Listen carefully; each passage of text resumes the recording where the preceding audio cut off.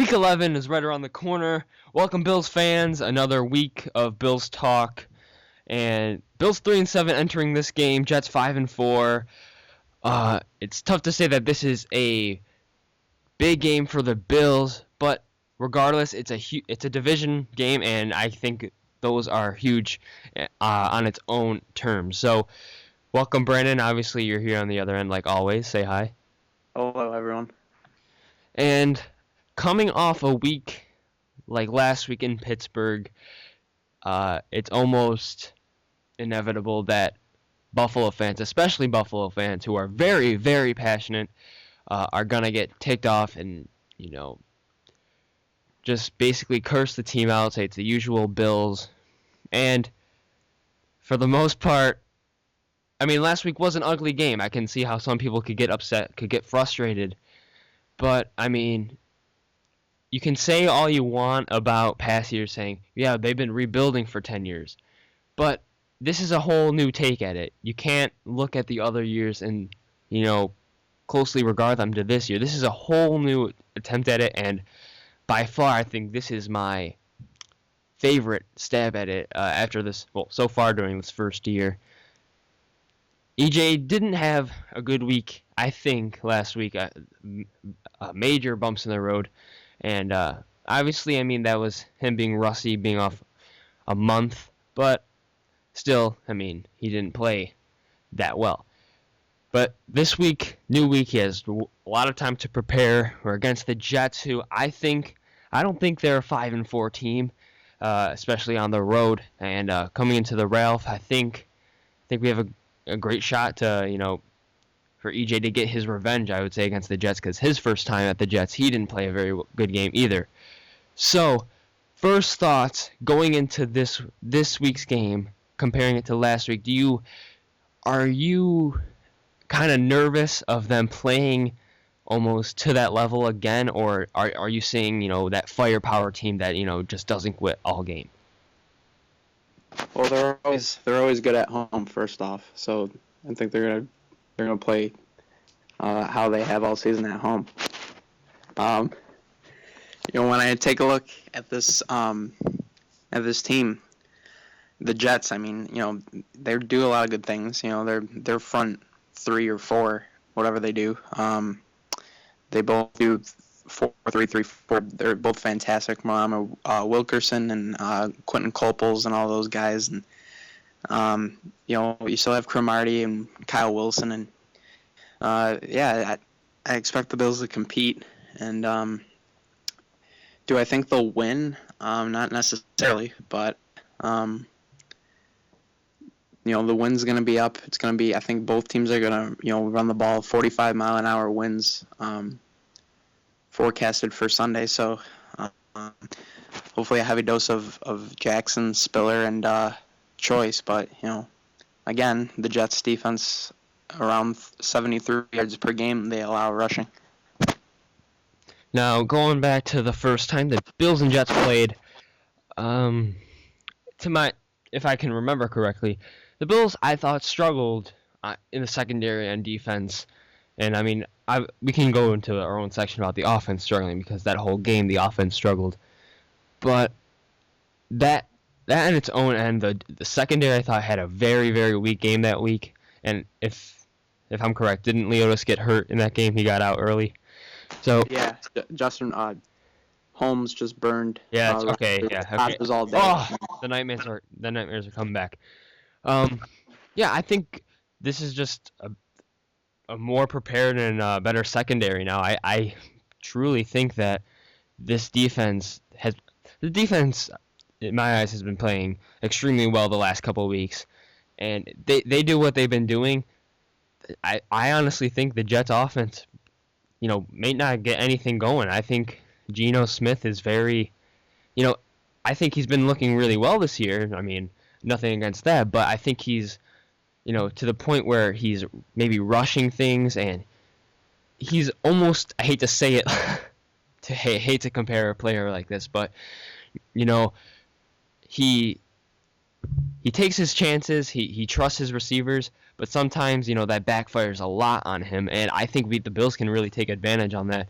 Do you see the defense having any troubles Sunday? If they let Geno Smith take his time and if they let him run around all day, I think the first touchdown in that game it was a rushing call, and if they don't hurt themselves with the penalties. Again, Gilmore has been struggling. He struggled last week, but that was against the fast wide receivers. They really don't have any besides Jeremy Curley. Yeah, Holmes is pretty fast, but he's not, Antonio Brown. This time the Bills have Bird. They have Gilmore. They have, let's just say they're healthy, and Aaron Williams back at safety instead of going, instead of being a corner, and you have Leota's back, and again I'm referencing back to week 3. Hopefully they can stop the running game. They didn't last year. In week 3, with Powell. So. I think it'll be a strong type game like the Kansas City game. Obviously, I think if it's the Kansas City type defense, they're going to have a great chance to win. And let's the Jets wide receivers. Now let's move to the Bills receiving end of the core. Some injuries. Let me go through this. Stevie and Woods are out indefinitely, correct? Yes. Anyone else? No, those are the only two that are out. And as much as I want to say, Marquise Goodwin is, he's really impressed me so far.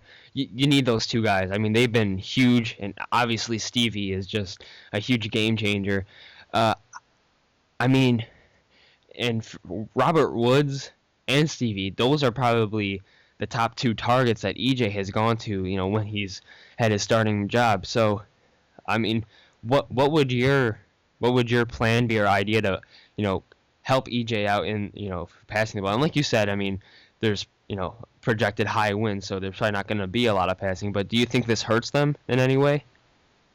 It hurts, EJ what he can do because, let's be honest, Woods was his go-to, and last week Stevie was his go-to. But I was definitely surprised to see Chris Gregg. I think he's going to get more involved, along obviously with Scott Chandler. Scott Chandler had that touchdown against the Jets in week 3. We're going to see what Easley can do. Obviously, he's going to play, and T.J. Graham has been struggling, so hopefully he can get going. And then you have Chris Hogan. So basically, you have 4 wide receivers in this game, and that's it. So there was talk earlier this afternoon about C.J. Spiller being a wide receiver. And I really like that idea. I think I've been praising Nathaniel Hackett all year, but I think that's the one thing that I've questioned about him is why not have him line up at wide receiver, and then you have Fred in the backfield, and have that 2 running back mention that that the Bills have. So yeah, obviously you have them 2 out. They're very good. So it's gonna hurt, but you run the ball and throw when you have to. Now, like you said, praising Nathaniel Hackett, apart from, I think, the first 2 weeks, I was a little, I couldn't really go either way. But the last couple of weeks, especially the Kansas City game, I thought his play calling was tremendous. I hate to put in that because, the Bills came out with 2 losses. But, I think people get a different mindset when plays are made and when plays aren't made. If plays are not executed well, they blame the play calling because they think that it was a terrible play call, when in actuality, it was the players executing. Let's go back to the Kansas City game. Tua throwing the interception, missing Stevie Johnson wide open. Last week, first drive, could have brought even more momentum to the Bills. EJ way overthrowing Stevie. If he could have just put that in the corner of the end zone, that's easy 6. So I have loved Nathaniel Hackett's play calling over the last couple of weeks, and I know you have too. Do you see any change here? Because I mean, do you know anything about the weather and passing the ball with uh, being a factor? Uh, I think 45 miles an hour is pretty rough. So I still want them to take their chances deep. I don't think they really did that last week. I was really surprised. Um, Maybe more screens. Use Chandler. Every time I see him, he's wide open. Every time he catches the ball, he's wide open. I mean, I'm not going to tell him. I don't want him to change anything. Just keep going with his game plan. Keep pounding the rock, as we saw against Kansas City and against even Cleveland. They kept pounding the rock, and what happened? You get a big gain. Back in Cleveland, the touchdown with Spiller, and you get that big run at the second half against Kansas City by Spiller. So you keep pounding the rock, even though fans get frustrated seeing a 2 yard gain. 1 2 yard gains. I mean, it's gonna open it up. You can go deep. You can do everything that Hackett wants to do. Now, I have two things I'm going to run off here. Uh, first off, what do you think is the big side of the game, defense or offense? I think this whole year has mostly been with defense. Not saying that the offense has been, terrible or anything, but I think the offense is still at that stage where it needs a little lift, and it's not getting there. Sometimes it's not consistent, and like I said, it's a lot of plays are execution wise. So I think this game again will be a huge defensive game for the Bills. I think defense will have to play a great game to make it possible for a win. And I just want to get your thoughts on that. I mean, does the defense have to be top notch, or do you think, you know, obviously, let me rephrase this. The defense, obviously you want them to play great. Do you see the offense, coming back from that loss, maybe even getting into a little groove here? I see them putting up maybe around over 20. I see them getting back into that 20 range. I mean, once again, they're home. For some reason, this team is totally different on the road. Uh, I watch them. Obviously, we have season tickets, and we watch them at home, and they're blazing. They're guns out blazing. They take they play 110%, and they let it all out on the line. But I mean, when they're away, it's just a totally different football team. And like we even talked about it after the Cincinnati game. I think you know wanting them to be, if they're going to be in contention for the playoffs, they have to win the away games, and they only have one this year. But I think the offense can move the ball on this defense. I mean, they had in week 3, except the penalties. They threw stuff at EJ, and they brought a whole bunch of pressure. And I think that's where you have to go to those little those dump routes, those short passes, even screens, as I said before. So yeah, I think the offense can do some damage, but again, with the wins, it's going to be tough to throw. So when you have 2 rookie quarterbacks, this could end up low scoring, but you never know. And I think we're going to be nearing the end here. What's your key point of the game, the game-changing factor of the game Sunday? Just score. Geno Smith is, again, way different on the road than he is at home. He beat New Orleans on the road at home. He beat Tom Brady. He's plays very well at home. Even on the road, he got slashed by the Bengals and got slashed by Tennessee. So when he goes into those big, I really like Smith. But when he goes into those big environments, I think he's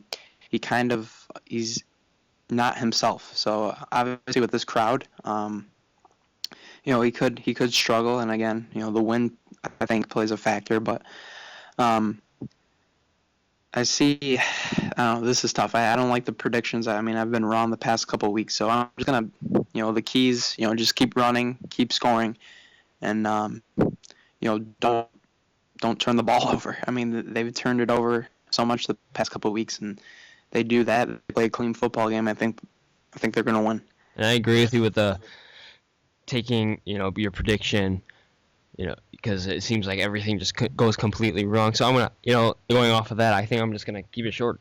Execute the plays. Last couple of weeks, the biggest plays of the game were, just killed the Bills. So I execute the plays early on, and I you execute those, the momentum continues, your team gets the firepower, and I think, early on, especially in the first drive, when EJ missed the throw in the end zone, I think even that, in a small way, probably killed a little sense in the offense. So execute the plays. I think that's just generic, but it's completely true. Any last words for Sunday going into this game? No, not really. I'll talk about it on Sunday morning a little bit more, but I think again, Spiller's going to be the factor here. I think, along with Fred, but just pound that rock. I think that's my that's what I believe in. And the road to 6 straight wins and a 9-7 record starts Sunday. Hopefully, everyone can catch the game, whether it's on TV, going to the stadium, going to a bar. But hopefully, it's a great game. Hopefully we don't see something like last week or the week 3 against the Jets. But it's at home, new environment, and you get a different team when it's at home. So, and of course I'm Mr. Optimistic, and I try to see the bright side of this team, and I really do. But if they can win this game, just start looking at the standings and look at the schedule. Because you already beat the Jets. San Diego plays Miami this week. I'm kind of that 1 week at a time fan, but when you're in November, it's kind of hard not to look forward. And then the Bills have a bye, and San Diego still has to play Denver and Kansas City, and Miami still has to play New England. The Jets, the Jets are the Jets. So Tennessee on a 2-game losing streak. So if they can just get this win and feel confident going into the bye, nothing's impossible. So. If they can win, if they can bring out this win, start looking at the standings and the schedule. That's all I got to say. I'm not trying to get everyone, hopes up, excited, but just take a look at those standings and the schedule if they, can get this W. That's all from here. Game Sunday at 1:00. Should be a good game. I'm excited. I really hope it's a good game. It usually is at home. Nothing else to say here. Thanks everyone for watching if you got this far, and go Bills.